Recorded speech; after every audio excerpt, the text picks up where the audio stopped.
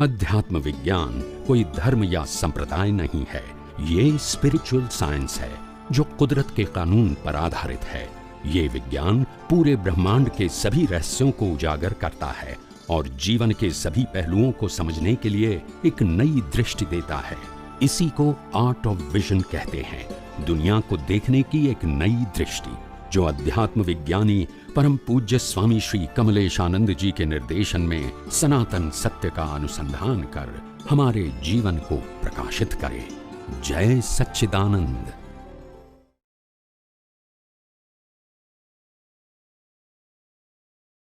મારો પ્રશ્ન એ હતો કે આ જે ઉપયોગ છે અંદર જે પ્રતિષ્ઠિત આત્માનો ચાર્જિંગ લાઈવ ઈગોનો એને જોનારો શુદ્ધ આત્મા છે, તો આપણે એમ મૂકીએ કે આ લાઈવ ઈગો જે છે એને જોનારો હું શુદ્ધ આત્મા છું, તો એનું ચાર્જિંગ કેવું થાય ને લાઈવ ઈગો તરીકેનું ચાર્જિંગ કેવું થાય? મારો પ્રશ્ન નહીં એ છે। हाँ, सबसे पहली बात ये उपयोग जो शब्द लागू होता है, उपयोग जो हमने ज्ञान पाया है या जो हमने दृष्टि पाई है, इसका उपयोग है। दृष्टि का उपयोग, आत्मा में जो उपयोग है वो स्वभाव है, वो पुरुषार्थ के रूप में नहीं है। और प्रतिष्ठित आत्मा में उपयोग है वो पुरुषार्थ है, वो स्वभाव नहीं है। तो ये पुरुषार्थ है। तो ये पुरुषार्थ के अंदर जितना आपकी जागृति ज्यादा रहेगी, इतना सेपरेशन ज्यादा रहेगा, और इस समय ज्यादा उपयोग रहने से, जागृति रहने से आपके जो कर्म बनेंगे भी, क्योंकि पुरुषार्थ तो आपने किया है, तो सही पुरुषार्थ किया है तो भी मोक्ष मार्ग के लिए लायक और सहायक संजोग के कर्म बनेंगे। और अगर आपके पुरुषार्थ में कमी होगी तो थोड़े बहुत भी संसार के लिए लायक और सहायक कर्म बनेंगे।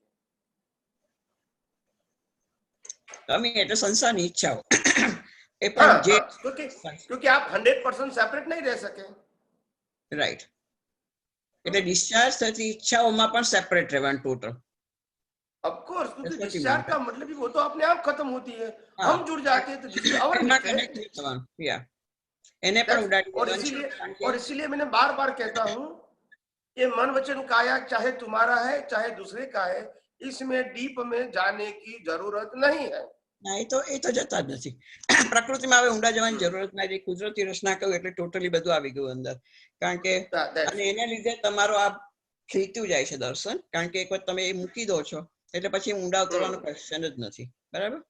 હવે વિતરાગતા અને કરુણા, તો જ્ઞાની પુરુષની વિતરાગતા અને તીર્થંકર ભગવાનની વિતરાગતા એમાં શું ફરક હોય? કારણ કે એમ જ્ઞાની પુરુષ એમની વિતરાગ દ્રષ્ટિ જ ઓળખાય। હવે એ વિતરાગતા દાદા કે છે અમારે 14 ને પૂનમ નો જેટલો ફેર, અને ત્રીજો ક્વેશ્ચન કે અમે દિવાળી, જન્મ જયંતિ અને બીજું કયું ગુરુ પૂર્ણિમા ફૂલ મૂન માં એ સચ સમજાવજો। तो ज्ञानी पुरुष कहने का मतलब ये है कि वितरागता जो पुरुषार्थ के रूप में है वो ज्ञानी पुरुष के पास होती है, और तीर्थंकरों को पुरुषार्थ नहीं होता है, उनको ओनली करुणा होती है। तो ज्ञानी पुरुष में करुणा, वितरागता तब होती है जब मेरे अंदर अज्ञान खत्म नहीं हुआ है और मैं अज्ञान को खत्म कर रहा हूं विद द हेल्प ऑफ वितरागता। तो यहाँ वितरागता है पुरुषार्थ के रूप में। जब अज्ञान खत्म हो गया तो फिर वितरागता की जरूरत नहीं, फिर करुणा है। પછી છેલ્લે કરુણા આવે। करुणा का मतलब क्या होता है? फिर आत्मा और देह को सेपरेशन नहीं रहना है, हो गया, अभी करुणा रहेगी। करुणा का मतलब होता है कोई भी व्यक्ति को देखेंगे तो उनके दुख को दूर करने का भाव नहीं रहेगा, वही रहेगा करुणा में कि ये आत्मा जन्म मरण के चक्कर में से कब मुक्ति पाए, इसको करुणा बोलेंगे। आत्मा की बात होगी। और दया किसको बोलेंगे? मन वचन काया दुख में से कैसे मुक्ति पाए, वो दया हो गई। ये तो स्थूल भाग में આવી ગયું આખું, પણ લાઈન ઓફ ડિમાર્કેશન।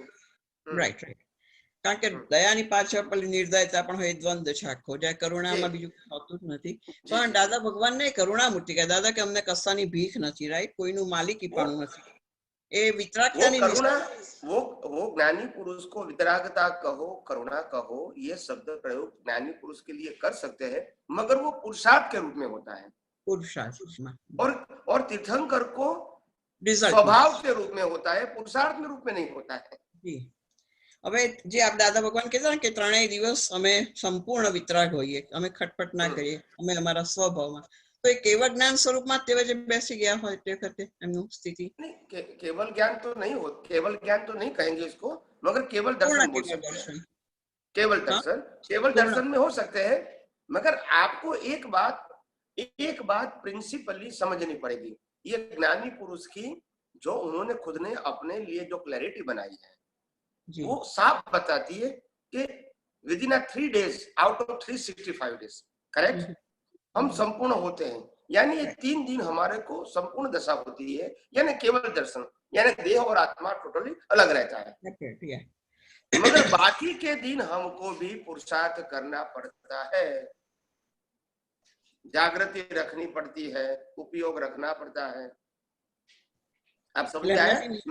नहीं तो ऐसा नहीं कहेंगे हमको 365 डेज होता है, ऐसा बोलना चाहे तो बोल सकते हैं। એ તો એમનો ખટપટનો વિતરાગ કે સામાન્ય કરું માટે કે હતું કે કેવી રીતે સુખને પામવું જે मेरा कहने का मतलब यही है, સંસારની કોઈ इसीलिए जैसी प्रकृति होती है और प्रकृति के साथ जगत कल्याण की जो भावना है वो लाइव होती है, तो स्वाभाविक ही आपको पुरुषार्थ उपयोग करना पड़ता है। और तीर्थंकर को नहीं करना पड़ता है, केवली को नहीं करना पड़ता है, क्योंकि उनको क्रिया जो है वो उदय कर्म के अधीन है, पुरुषार्थ के रूप में नहीं है। ज्ञानी पुरुष को पुरुषार्थ है, जगत कल्याण की भावना वो पुरुषार्थ है, और केवल ज्ञानी को तो उदय कर्म है। तो फिर उनको तो 24 आवर्स एंड 365 डेज उनको तो स्वाभाविक और सहज अवस्था होती है। यहाँ ज्ञानी पुरुष को क्योंकि उनका जगत कल्याण की भावना भी लाइव है, अभी डिस्चार्ज नहीं है, डिस्चार्ज में लेकर आए और लाइव भी है। खटपट कौन करेगा? जिसकी भावना जगत कल्याण की लाइव होगी इसको खटपट बोलेंगे, अगर लाइव नहीं होगी तो उदय कर्म है, वो तो सहज होगा, फिर आप खटपट नहीं बोल सकते। जैसे तीर्थंकर के माध्यम से लाखों लोग केवल ज्ञान प्राप्त करते, मगर खटपट नहीं बोलेंगे क्योंकि उसका लाइव ईगो नहीं है कल्याण करने का, उदय कर्म सिर्फ है, ओनली डिस्चार्ज है। ज्ञानी पुरुष क्या होता है कि जगत कल्याण के उदय भी लेकर आए और जगत कल्याण की लाइव भावना भी है, तभी तो खटपट है। तो दोनों उपकारी ना तीर्थंकर करता વધારે ઉપકારી જ્ઞાની પુરુષ ના કહેવાય કલ્લા। ऑफ कोर्स ज्ञानी पुरुष इसीलिए उपकारी है क्योंकि वो आपको डायरेक्टली हेल्प करने में सहायक होते हैं, तीर्थंकर नहीं होते डायरेक्टली। तीर्थंकर पास तैयार प्रश्न करोगे तो उत्तर देंगे, नहीं प्रश्न करोगे तो कोई भी उत्तर नहीं देंगे।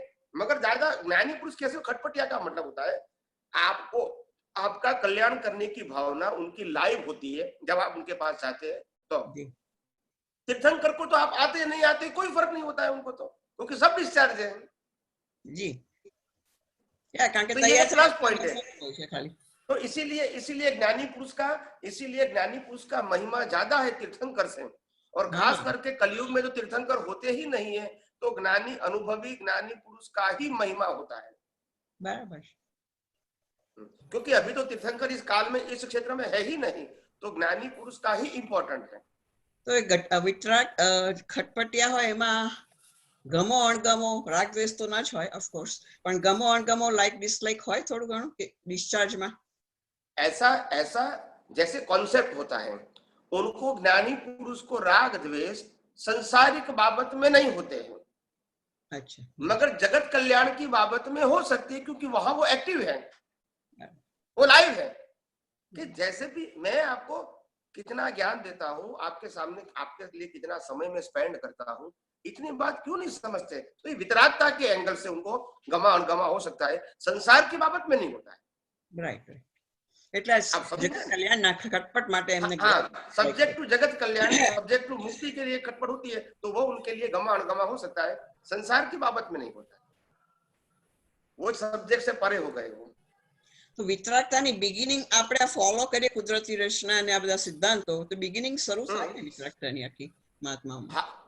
100% क्यों नहीं, वितरागता के लिए तो ये है, वितरागता के लिए ही तो ये है, वितराग बनने के लिए ये प्रक्रिया ही वितराग बनने के लिए है। हाँ, प्रक्रिया। मगर वितराग बन गए नहीं है, you are under process. Process या तो प्रोसेस में तो है वितराग बनने। आज हम शुद्धात्मा देखेंगे और हमारी और दुनिया की कोई भी व्यक्ति की प्रकृति को कुदरती रचना देखेंगे, यही तो वितराग बनने की प्रक्रिया है, जिसमें मालिक की भाव कर्ता भाव है ही नहीं। वही तो वितराग बनने का रास्ता है, मगर we are on the way, बन गए नहीं है, बिगिनिंग છે અમારું તો। हाँ बस, तो वी आर अंडर प्रोसेस, अभी प्रोसेस चल रही है हमारी। जी, जय सच्चिदानंद। हाँ?